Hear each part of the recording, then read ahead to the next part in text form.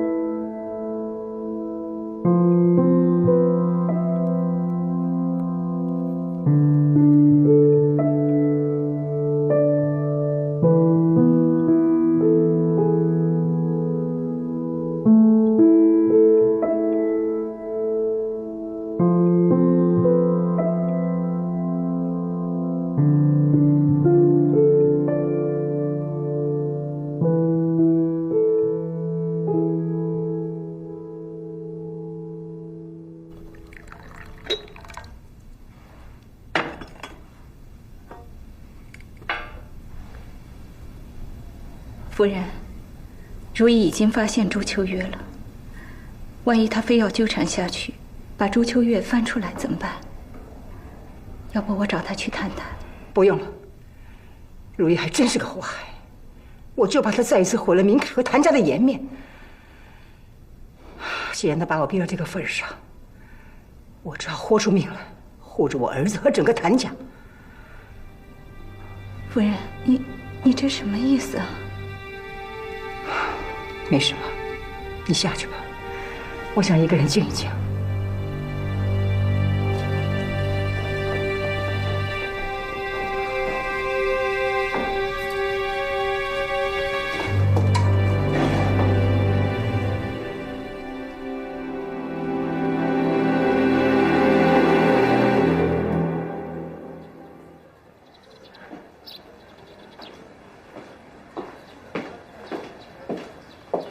明凯，你怎么了？一夜没睡，有心事？昨天晚上，如意跟老五失踪了，然后我妈带着一帮人在后山的别墅找到了他们俩。后山别墅，他们干什么去了？我妈说他们去幽会。如意说呢，那个别墅跟朱秋月还有他爹的死有关系，还说那个房子里面关着一个疯女人。疯女人？什么疯女人？我去那边看过了，里面什么都没有。我看是如意快疯了，这段时间她一直认为是我妈逼死她爹的。那么，你相信吗？唉，现在我都不知道该相信谁，我也快要被折腾疯了。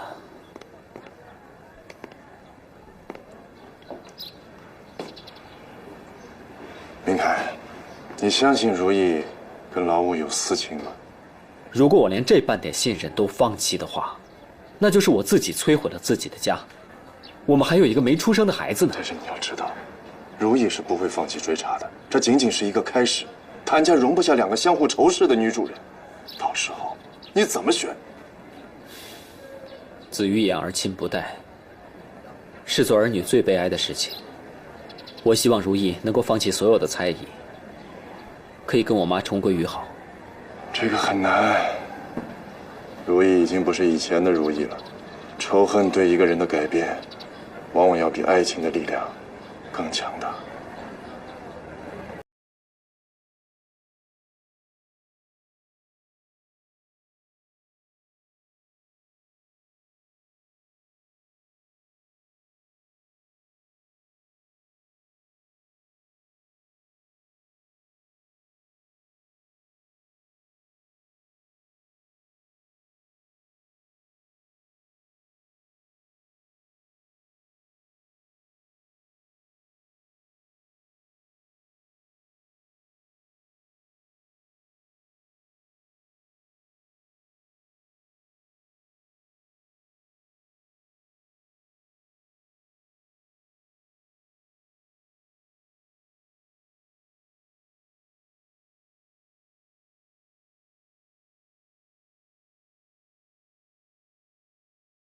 你为什么要那样做？如意，我也是为了谭家的颜面，为了明凯的将来，才出此下策。您从来没有相信过我肚里面的孩子是明凯的，对吗？对。谭家现在已经千疮百孔了。再也经不起一丝一毫的打击，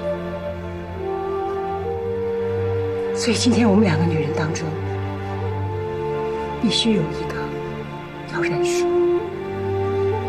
娘，至少我们有一点是相同的，就是我们都深爱着宁凯，不想他为难。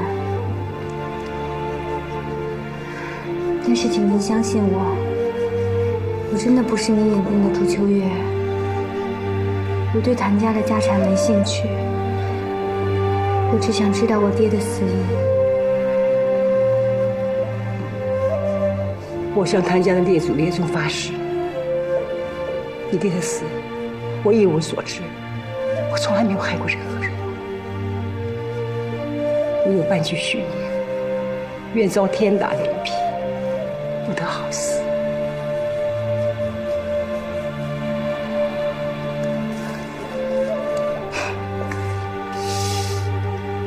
这是什么？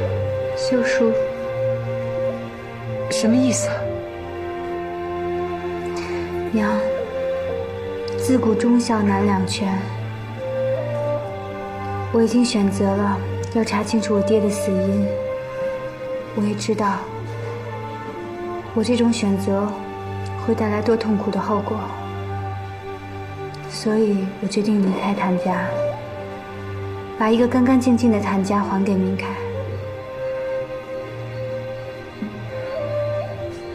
你真的决定了？我跟明凯向来缘浅，奈何情深。娘，这杯酒就当是我敬您的吧。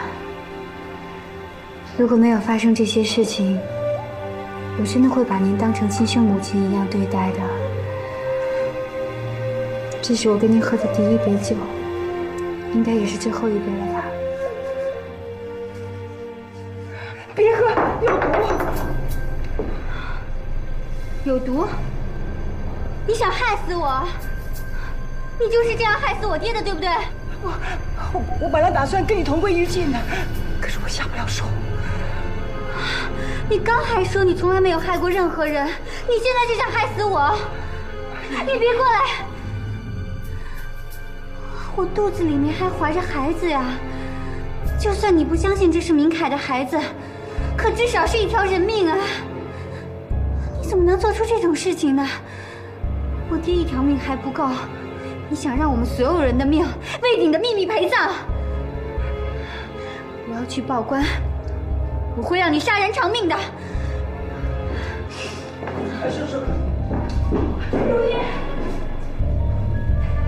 少奶奶，少奶奶，你别这么冲动，你这样会毁了谭家的。是他害死了我爹，他现在又想害死我和我的孩子。你爹的死真的跟夫人无关。我这次不会再心软了，也不会再妥协了。他连我肚里的孩子都不放过，我也不会放过他。我怕你这样做，你会后悔一辈子的。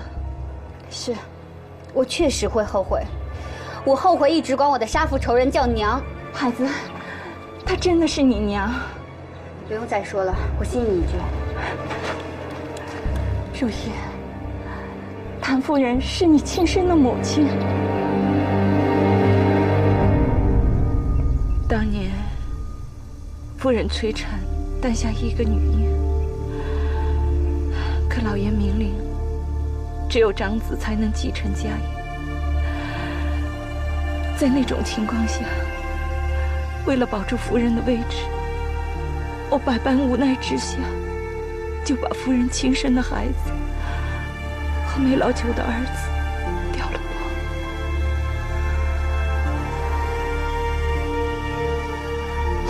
这么说，明凯，他才是明凯少爷，他是你爹的儿子，而你才是谭家的亲生骨肉。那关玉佩呢？玉佩是你给我爹的。玉佩是老爷留给继承人的信物，我不可能让这东西落到朱秋月孩子的手里，所以我把它放在了你的襁褓里。我本来以为早产儿气虚体弱，一定会夭折的，直到玉佩再次出现在谭家的时候，我才知道，当年只剩下一口气的你，居然活了下来，而且竟然跟明凯少爷相爱，百转千回，成了谭家的少奶奶。这都是天意，是天意呀！不会的，我爹是没老久，我娘早就死了。如意，这一切都是真的。你是夫人亲生的女儿，你是谭家唯一的骨肉。可夫人一无所知，她一直以为明凯少爷就是她的亲生儿子。这一切都是我做的，是我害了你，让你受了这么多苦。你要怪就怪我好了。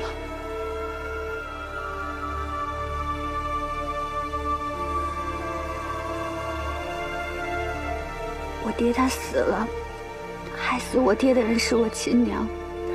不，如意，你娘没有害死你爹，玉佩是你爹亲手交给我的。你爹他是以死来保护明凯，以死来保护这个秘密。这么说，我爹早就知道了这一切。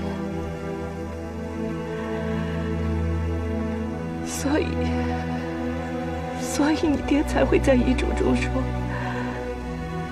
谭家是你的家，你要好好守住它。如意，你好好想想，我们之所以拦着你，不让你查你爹的死因，就是怕你的身世和少爷的身世大白于天下，那对少爷是何等的打击，夫人又怎么活呢？这样，谭家才真的会毁于一旦。那你们想过我吗？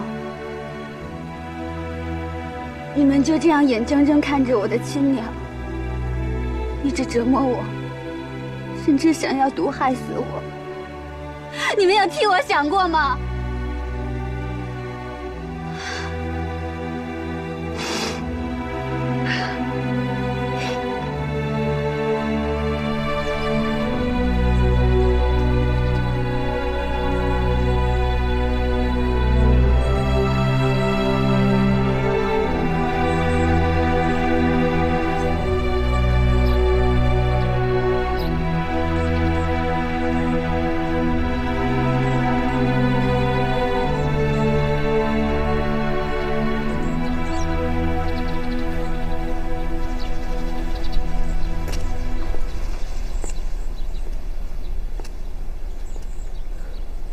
明凯，思若，你究竟遇到什么难以解决的麻烦了？还好。别说你还好，你别忘了，我们从小一块长大。你这个人，就是会把所有的心思都写在脸上。我是想到家里，到处充满了火药味儿，充满了猜忌。说实话，我现在挺害怕回家。我害怕面对我妈和如意，我一个人夹在中间，也没有办法去处理好。我很烦。明凯，你是那么一个阳光、健康，对生活充满了信仰和希望的人，我不想看见你变成这样。我也不想这样。现在的如意，已经不太像以前的如意了，就好像他喜欢的那首诗一样：人生若只如初见，何事秋风悲画扇。明凯，仇恨会改变一切，包括爱情。这就是等闲人变，却故人心，却道故人心易变。此时此刻，没有人比我更了解如意的感受了，因为我曾经何等的爱着你，之后就会加倍恨你。毕竟如意现在把婆婆当成她的杀父仇人了，你觉得她还能像当初一样爱你吗？可是我觉得，我们不能仅仅只是看到爱情带给我们的甜蜜，我们还要去体验它带给我们的痛苦和一切一切，这才叫做相濡以沫。那如果如意要离开你，你怎么办？我还是相信时间能让一切都过去的。那如果如意一定要离开你，你会接受我吗？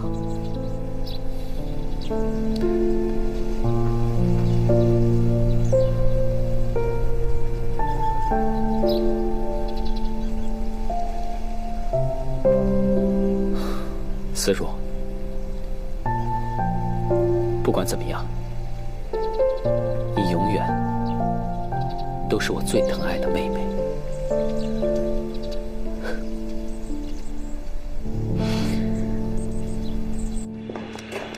休书我已经写好了，你交给明凯吧。你不能离开，既然老天让你嫁进谭家，就是命里注定你们是打不断、拆不散的骨肉之亲。我求你了，不要离开谭家，你是谭家的大小姐啊！我现在不离开还能怎么办？我怎么面对一个一直想要害死我的亲娘？你想想少爷，少爷他离不开你啊。如意，你也是快要当娘的人了，你应该理解的。夫人所做的一切，都只是为了保护自己的孩子。我也要保护我的孩子啊！我一想到他当时端着毒酒站在我对面，想要害死我跟我的孩子，我就没办法原谅他。如果他知道你是他的亲生女儿，他不会这么做的。那就永远不用让他知道了。反正我也不属于这里，那个孩子就当他早就死掉就好了。如意，我求你了，现在谭家是四面楚歌，危如累卵。高秋郎虎视眈眈，蓄谋已久，你要担起守护谭家的责任，这也是你爹临终的遗愿。你说高秋朗蓄谋已久？高秋郎就是朱秋月的儿子谭明阳，也就是他以少爷的身世要挟，逼着大富把玉佩放进夫人的房间，让你们母女为仇。高秋郎的目的就是要让你们骨肉相残，家破人亡。如果你现在走的话，不等于正中了他的下怀吗？那我看到那个疯女人是谁？朱秋月。她不是早就死了吗？是夫人不顾一切把她给救了，可她疯了。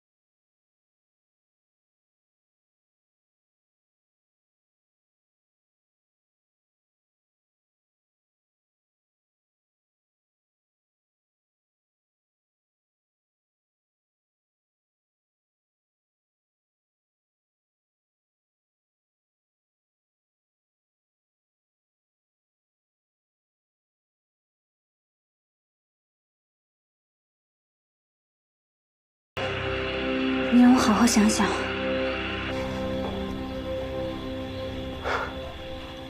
夫人，说句不该说的话，少奶奶怀的可是谭家的子孙，难不成你就真的那么横心？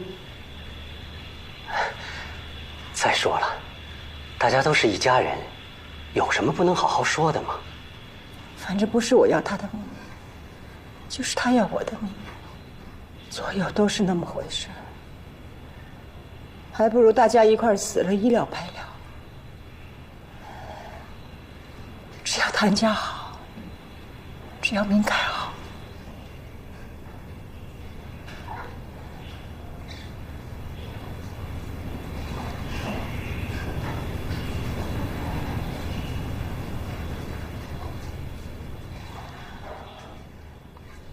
不是说要我杀人偿命，怎么没去报官？还是想回敬我一杯毒酒？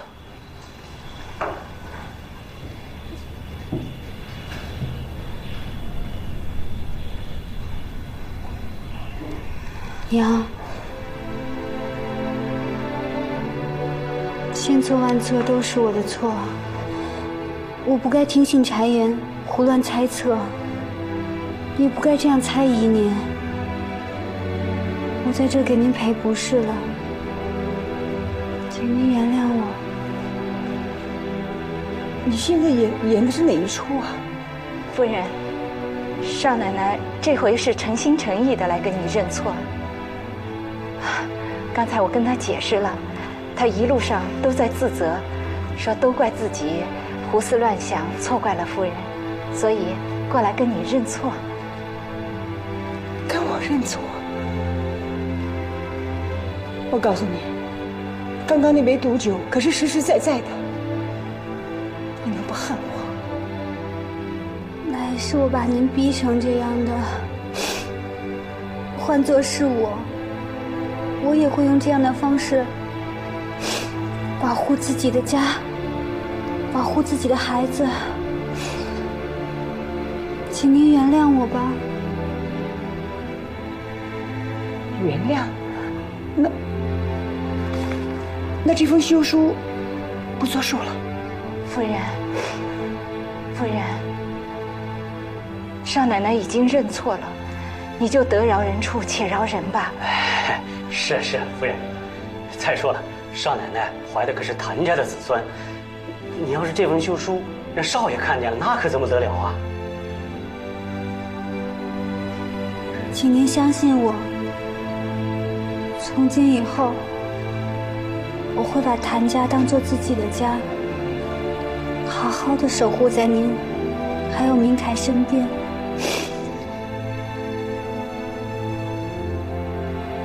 这也是我爹的遗愿。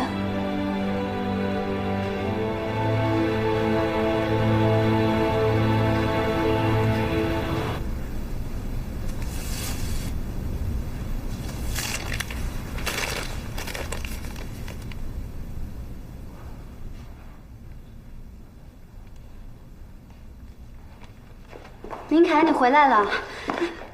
这份休书是你写的吗？是，请你听我解释。如意，你不用解释了，一定是我妈逼你写的，我去找她。明凯，没有人逼我，是我自己写的。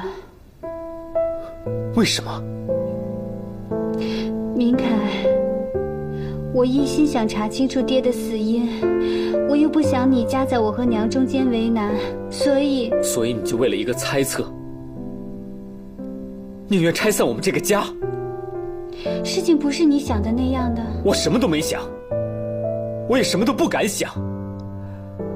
我只看到你一而再再而三的用那些无谓的猜测来伤害我妈，现在你又自己写休书。如意，在你的眼里，我们的婚姻和感情就那么一文不值吗？明凯，我发誓，这些都是误会。我现在已经搞清楚这些误会了，我保证以后不会再这样了。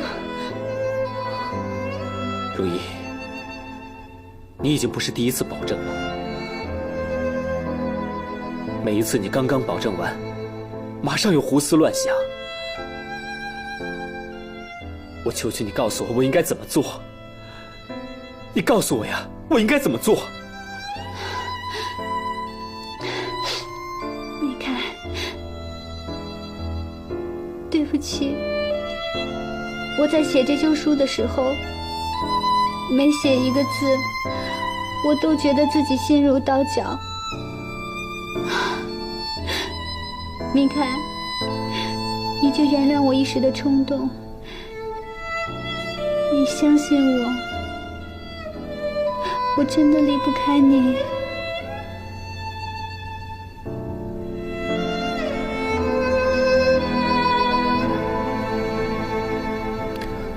如意，这都是我们的错。要不是我们当初为了帮夫人保住在谭家的位置，怎么可能闹到今天这样的地步？事已至此，再自责也没什么用了。我相信，如意一定会尽最大的努力保护好这个家的。可她一个怀着孕的女人，有什么办法去对付高秋郎呢？邪不压正，如意很善良，说不定某一天，她会用她的善良去化解所有的冤仇。其实我们现在能做的，就只有守着她，护着她，和她一起共同去面对所有的艰难。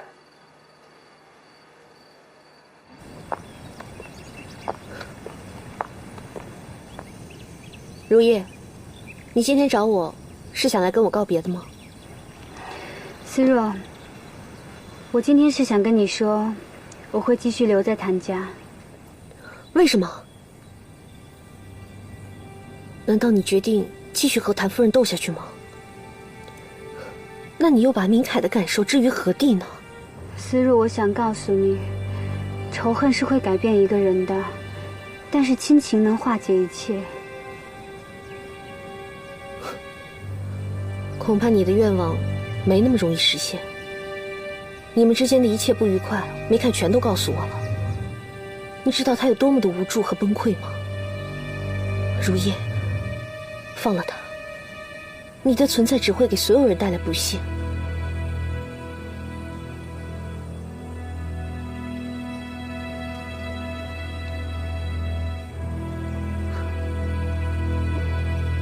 为什么这么看着我？思若，放过你自己吧。你什么意思啊？这段时间，你突然对我关心了，还告诉了我这么多事情。如果你是真心诚意的话，我很感激你。但是，如果是有人在背后怂恿你，利用了你的仇恨，请你辨明是非，不要被仇恨蒙蔽了双眼。我的双眼是被你蒙蔽的。哦，原来你是为了保全少奶奶的地位，连杀父之仇都可以放弃。娘没有害过任何人，我相信她，也不希望别人来诋毁她的声誉。还有，思若，我告诉你，我知道站在你后面的人是谁，请你转告他，别把亲情当成一种利器，这样最终刺向的会是他自己。还有，在我跟明凯心里，你都有不可被取代的情分。我们都希望你好，也希望你好自为之。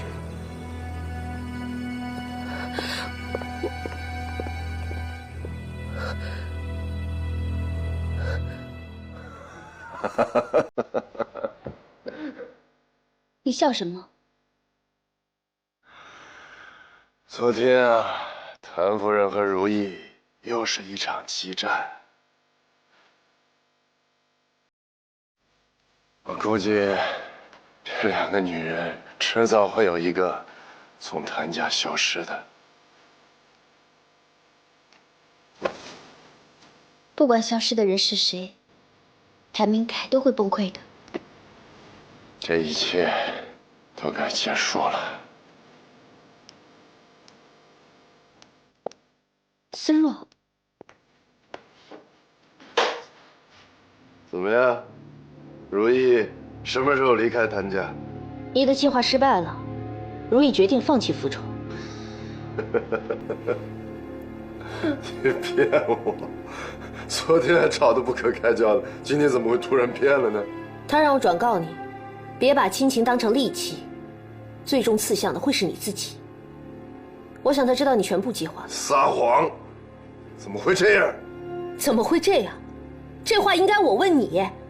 你不是答应帮我夺回谭明凯吗？现在呢？我花了那么多的心思，好不容易跟他拉近了一点点的距离，转眼间就被退回原点了。思若，对不属于自己的人，你就是费再多的心思也无济于事，只会让你自己更加痛苦。你就收手吧。叶慈，童思若，我告诉你，我不管如意知道什么猜到什么，我是绝对不会罢休的。你也得陪着我一直玩下去。你现在还能拿出什么筹码来拼？童家就是我的筹码，我要童家所有的财产。不可能！别急着拒绝，等你大烟瘾发作的时候，你就知道怎么回答我了。哥，你让思若吸了烟土，你怎么可以这么做？不是我让他吸的，这是他自己的选择，跟我有什么关系？高秋朗，我是被你毁了，但我绝对不会让童家也毁在你手里。就算我死了，你也不会得逞。思若，思若。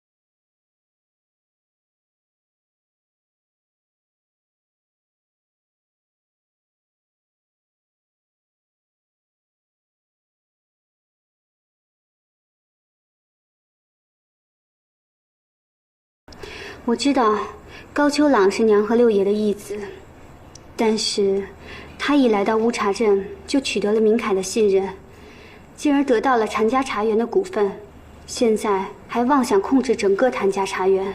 我觉得他的所作所为是别有用心。怎么，现在你不猜忌我，反而猜忌秋朗了？如意，你一直让我提防秋朗，但是我怎么都不能相信他会设计陷害谭家。他是我最好的兄弟啊。如果他也把你当成最好的兄弟，就算你收回了对茶园的控制，他也还是你的好兄弟。但是他如果只是为了一己私欲的话，我觉得那我们是引狼入室。你想怎么做？我觉得谭家茶园不能过分的依赖外人。首先，我们应该先清除他安置在茶园中的人，再一步一步的收回对谭家茶园的控制和管理。为什么要清除秋朗的人？我怀疑当初的监守自盗，还有秘方外泄，都是他的人做的。如意，我明白你的意思，但这一切都是猜测而已。我可不想伤及无辜啊。你放心，我会用我的方式，有分寸的让你看到真相，又不伤及无辜的人。好，我让你去查，可是你不许陷害他。我知道了，娘。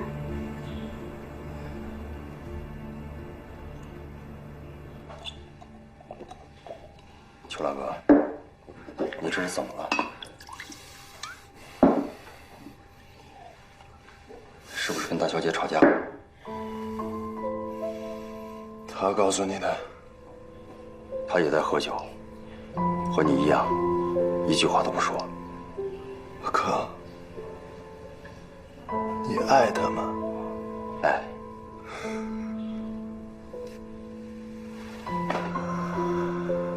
从你第一次给他披衣服，我就看出来了，我猜对了。可他心里只有你。我知道，可是我现在真希望有个人替我去好好的爱他，不要再伤害他了。为什么？因为接下来我会对谭童两家痛下杀手，绝不留情。越来越狠，他会越来越失望。这种失望对他是一种伤害。我明白了。要不我带他回上海？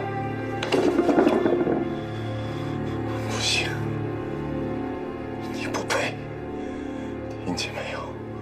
你不配。我们俩的手都已经不干净了，你别去碰他那颗心。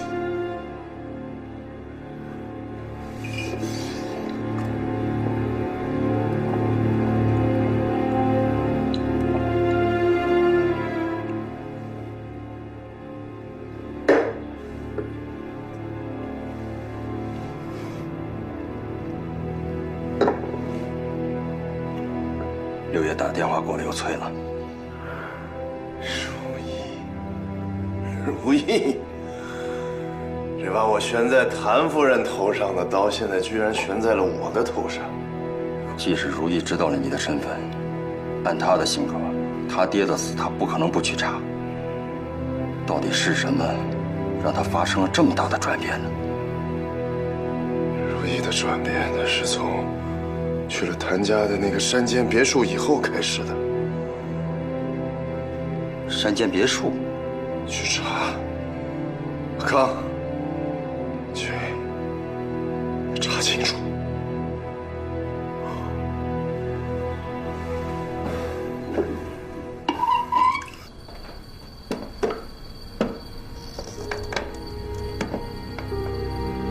宝宝吃糖，听妈妈话，吃糖，吃糖。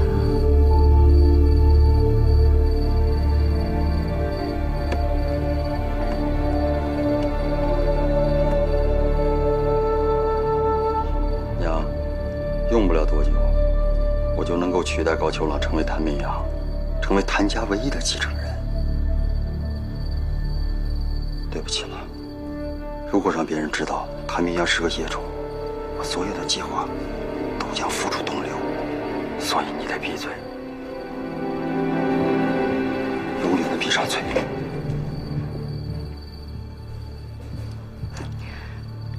糖，甜，甜，甜。宝宝吃糖，他不乖不吃糖。宝宝听妈妈话，宝宝还小，没有妈妈，你怎么活呢？吃糖，吃糖，听话吃糖，听话吃啊！啊，吃不吃？唱歌，唱歌。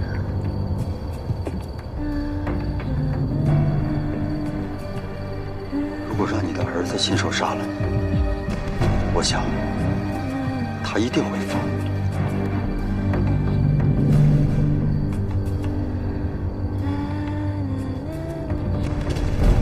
各位，最近茶园的经营比以前大有起色，这跟各位的努力很有关系。茶园就是各位的家，所以我们要对大家负责。从今天开始，我们会彻底的清查账目，这件事就交给少奶奶负责。各位不用紧张，查账只是为了发现茶园一些内部的问题，还有弊端。内部问题解决了，茶园才能更好的发展。大家说是吗？现在的各位呢，都是茶园的精英骨干，所以请大家体谅。在查账期间，请大家配合，不要离开茶园。我会单独找各位谈话的。如意啊，怎么好端端的要查账啊？高大哥有所不知，这个呢是谭家的规矩，年头年尾都要彻底查账的。老东家在世的时候也是如此啊。可是现在不是年头，也不是年尾，你要是无端查账，会破坏生意的。去年事情太多，所以耽搁了，现在自然要补上了。更何况攘外必先安内嘛，解决好了内部问题，谭家茶园才能更好的发展，不给对手可乘之机。您说对吗？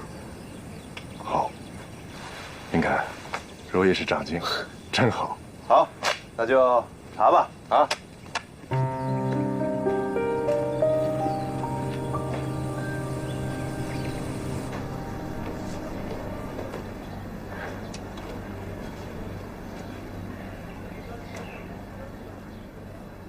如意，我们谭家做事一向磊落，赏罚分明。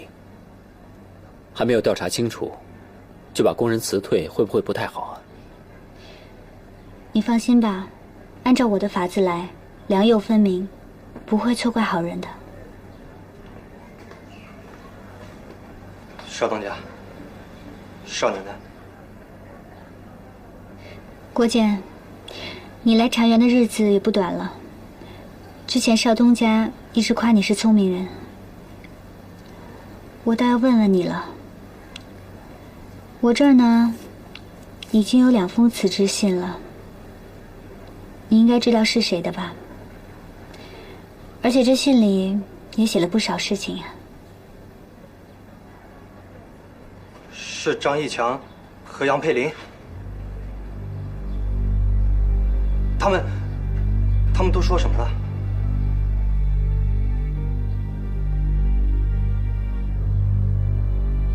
他们说了什么并不重要，重要的是，你想补充些什么？不知道您说什么。既然不明白，我就把话说清楚。这2封信里写的什么，你应该比我清楚。而且我已经证据在握了，查账只是走一个程序，也给有些人一个机会。毕竟主仆一场，好聚好散，总比对簿公堂要好吧？是高秋朗，他让我们在茶园里面做内应，他还让我监守自盗，设计陷害老管账，以使茶园陷入危机。这一切都是他指使我干的。你说的都是真的？是啊。他还说，一定要从少东家手里拿走整个茶园。少东家，少奶奶，对不起你们，请你们原谅我，千万不要把我送警局啊！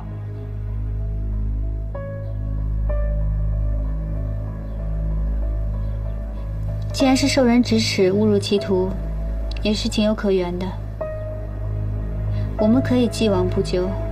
现在你有2个选择，要么继续在茶园，要么另谋出路。我哪里还有脸再敢留下来啊？我这里有些钱给你，是工资，还有你的安家费。但是我要你在走之前，最后再替我做件事情。少奶奶尽管吩咐。你去跟高秋朗道个别吧。我相信他这么做是有他的苦衷，不会为难你的。去吧。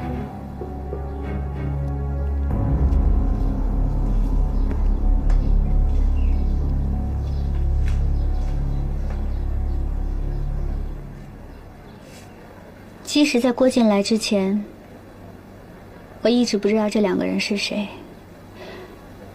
我也只是猜测，现在，我们可以把这2个人辞退了吧？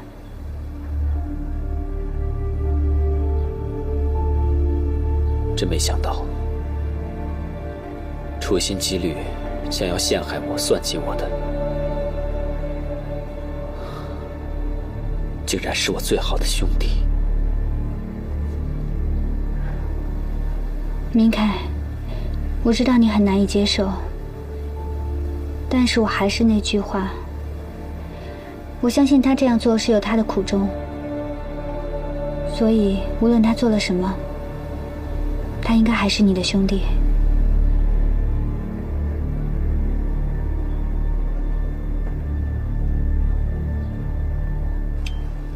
他们好像什么都知道了，不只是我，另外2个人也都被查出来了。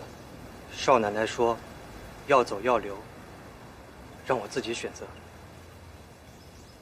我说要走。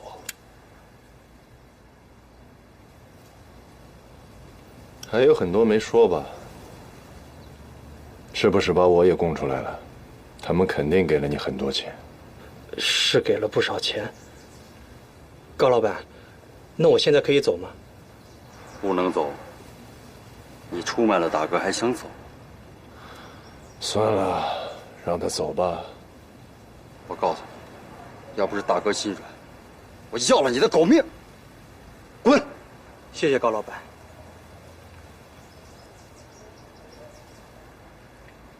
少奶奶说了，你有你的苦衷，你一定会放我走的。来之前我不信，现在我信了。他们是好人。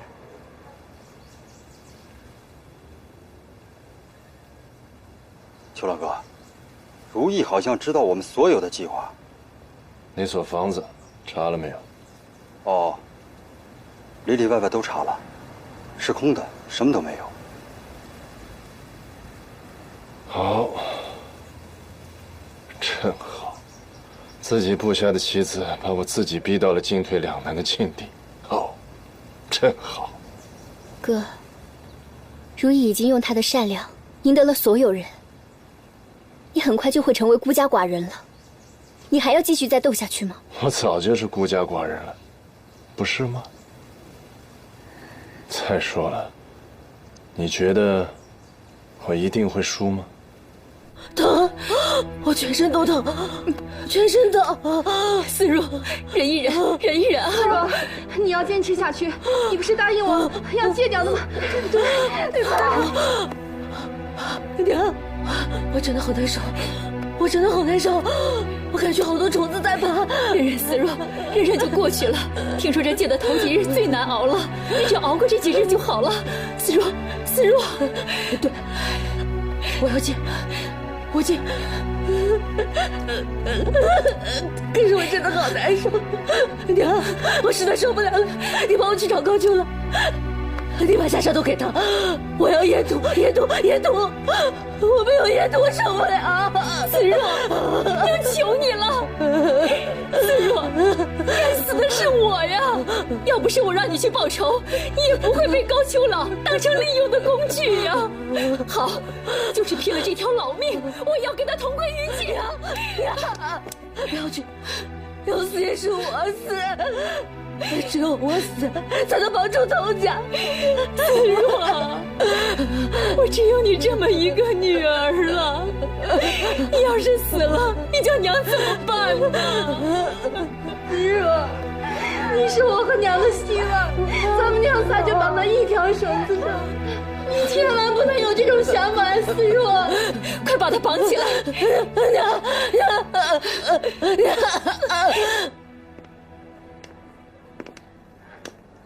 你是我等的最后一个人，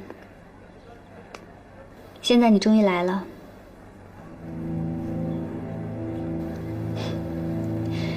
坐，来喝杯茶吧，明阳少爷。如意，我做的最错的，可能就是不应该小看你。可是我从来不敢小看你啊。就算我已经掌握了你监守自盗的证据，还有你是如何处心积虑地接近明凯，引我坐骑，是谭童两家反目，最后陷害谭家，我都只敢坐在这儿等你。那是因为你怕，你怕我把另外一个秘密公告天下。我希望你能够就此罢手，毕竟你也是谭家的人。如果你可以现在停的话，我可以给你一个公道。公道？你知道什么叫做公道吗？我来告诉你，谭夫人一败涂地，谭家得到应有的惩罚，这对我来说才叫公道。可明凯他是无辜的，要怪就怪他不应该接替谭夫人那个夭亡的孩子，夺走了我在谭家的一切。怎么样，没话说了吧？现在你还想跟我谈什么公道吗？谭夫人的孩子并没有夭亡，因为那个孩子就是我。我就是谭夫人亲生的那个孩子，也是你同父异母的兄妹。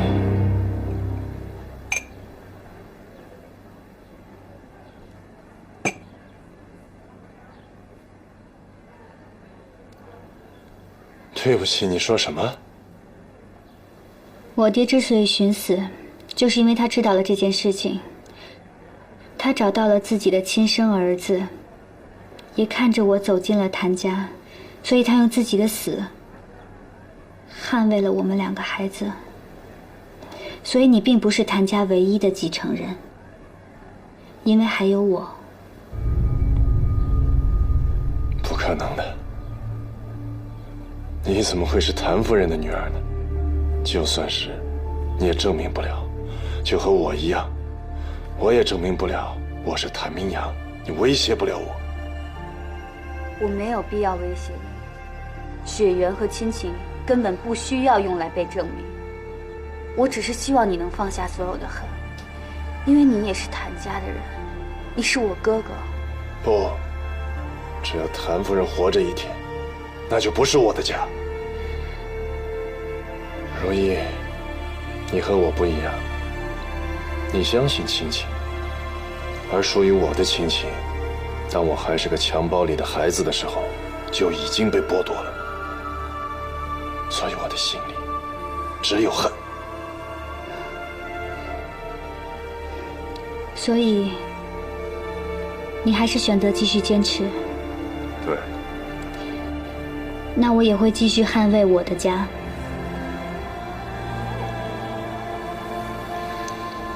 如意，如意，我怎么也想不到，最后跟我对决的人居然是你。那好吧，我们就来赌一场。但是我要提醒你，底牌对你很不利。你想想看，如果谭夫人知道了自己憎恨、折磨的是亲生女儿，那她会怎么样？是会疯啊，还是会去死？好吧，如果这个事实揭发出来，我可就是谭家的继承人。最后崩溃的人会是你吧？你这叫作茧自缚。陈秀杰的女儿，果然是陈秀杰的女儿，青出于蓝。那你今天坐在这儿等我的目的是什么呢？我想要回属于谭家50%的股份。太巧了，我也要陈秀杰手里的50%的股份，我要整个谭家。看看最后谁能赢这一局吧。再见了，如意。妹妹。哥，我希望你能相信亲情，因为它真的能化解一切。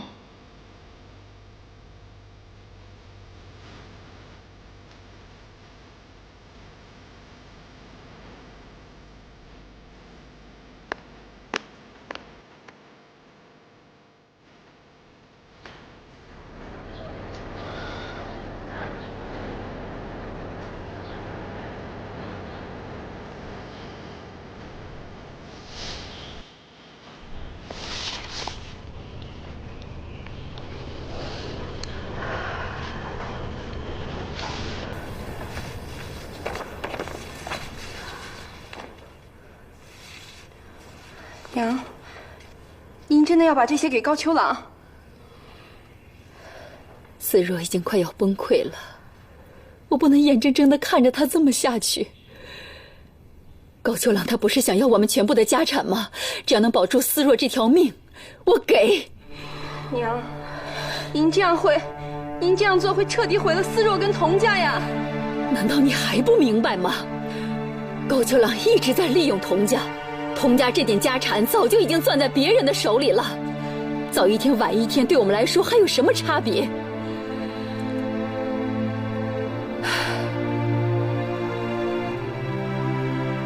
万贯家财都是空的，现在童家唯一的血脉就剩下思若了，我必须要保住她，否则我拿什么脸去见老爷和耀东呢？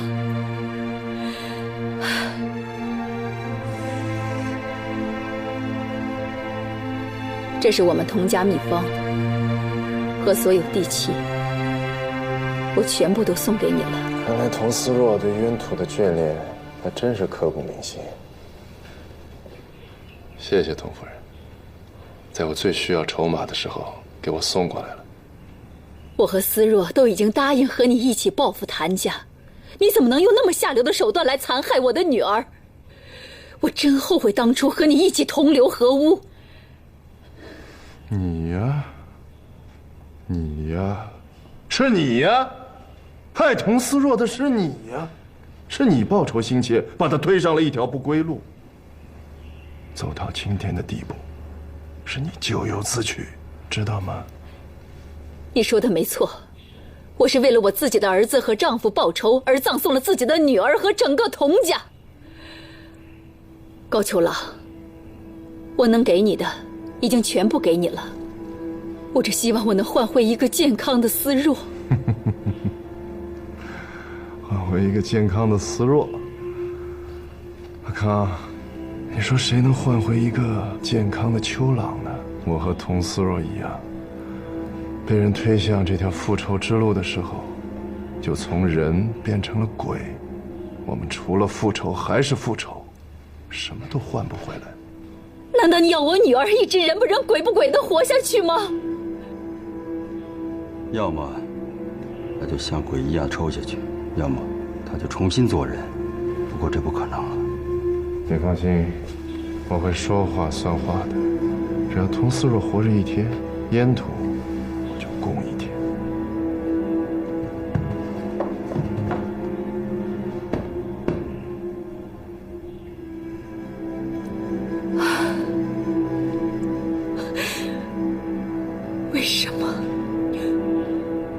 为什么害得我们家破人亡的人，却可以澄清生死，掠夺家产，还活得那么自由自在呢？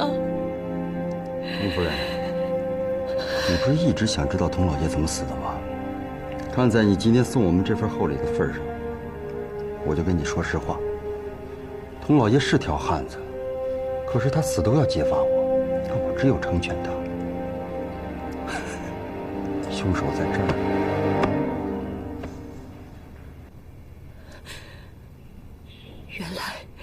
原来是你，是你害死了我的丈夫！你这混蛋！告诉你，害你的人是如意，能救你的人还是如意，那要看他怎么用亲情化解了。童夫人，如果你想保住你们孤儿寡母3条命的话，就给我闭上嘴，卷铺盖卷，从童家滚蛋！你们会得到报应的。是，童夫人，我求之不得呢。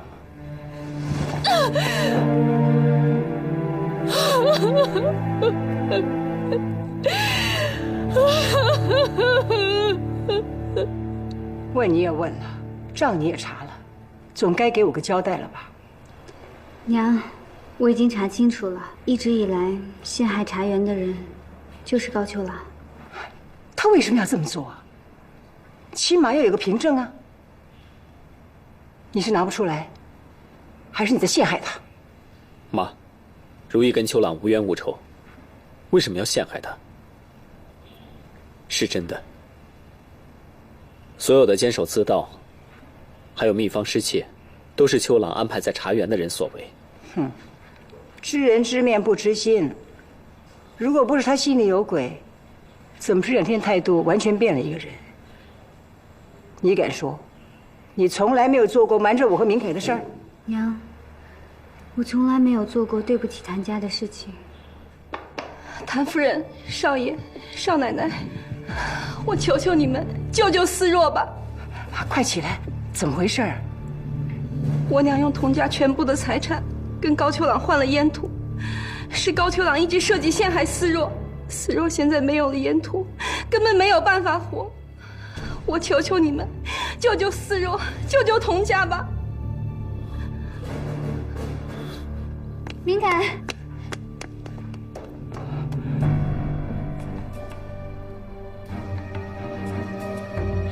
等等，明凯，你要去哪儿？我去找高秋朗。别去啊！如意，你别劝我了，他害我无所谓，但是把思若害成这个样子，我必须找他算账。明凯，高秋朗就是谭明阳。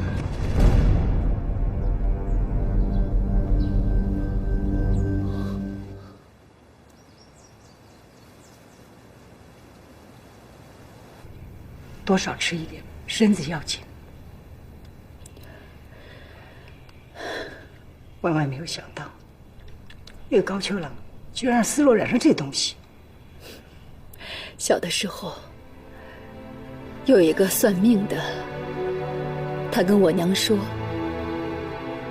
我是富贵命，一辈子锦衣玉食，荣华富贵，儿女双全，子孙满堂。